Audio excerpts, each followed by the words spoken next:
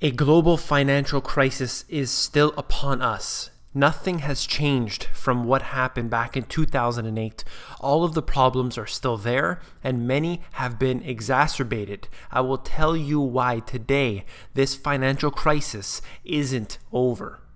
Let's take a look at the stock market. The Dow Jones, the S&P are hitting record highs. What does that mean? That means that money is pouring into the stock market in search of a place to go. Now, when you print trillions of dollars, it absolutely has to go somewhere.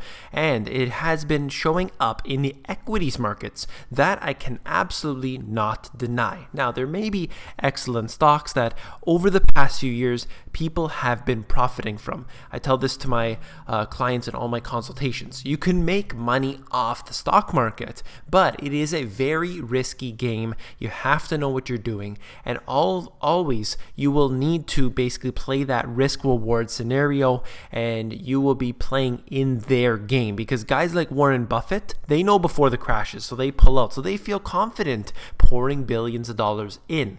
Do you have that same mentality? Let's take a look at this one. Google, likely $1 trillion company. They're saying that the valuation of this company, the market capitalization, could be over $1 trillion. They're saying that this is the biggest tech company to ever exist, and so on and so forth. So there is a lot of money being pushed towards tech stocks currently, and let's continue on. Another thing that's happening is that the global mergers and acquisitions are at a 7-year high. This is really sparking the economy and allowing them to sort of see that the economy is boosting and that the stock market is going up. And a lot of that has to do with the mergers and acquisitions that have been going on at a record high right now. Not an all-time record, but in recent years at a record high.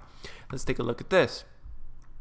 Nokia scales the 52-week high on share buyback plan. So this is another thing that's happening that's also boosting the economy or boosting the stock market, is that they're doing share buybacks at a big time rate now. And a lot of economists are calling for these two things, saying that the share buybacks and the mergers and acquisitions are a big reason why the stock market is increasing nominally, is because of these, not because of real fundamental issues.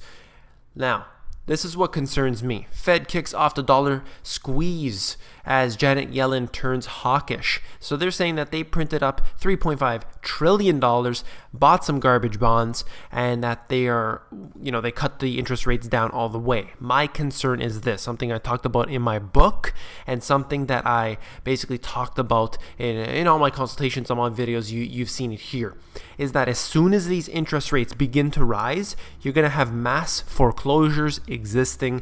This is going to go worldwide because the Federal Reserve is loaning money to countries and companies all around the world, and doing so at essentially 0%. But now, if there's an interest rate going to be charged, nobody's going to borrow, and that is going to be a big damper on the economy. There will not be any growth if they do increase the interest rates, and already technically the interest rates are negative because when you factor in inflation, even the fake inflation. So we have to keep an eye on interest rates. That is the most important factor. I did a little simple diagram in my book, and you could see the stock market and the interest rates have a negative relationship here, that as soon as these interest rates go down, the stock market comes up. And of course, when those interest rates begin to rise, the stock market crashes. It happens over and over and over again, and pretty much every time in history they do this, and especially since the Federal Reserve has been enacted, they have done this, and it has done nothing but crash the economy.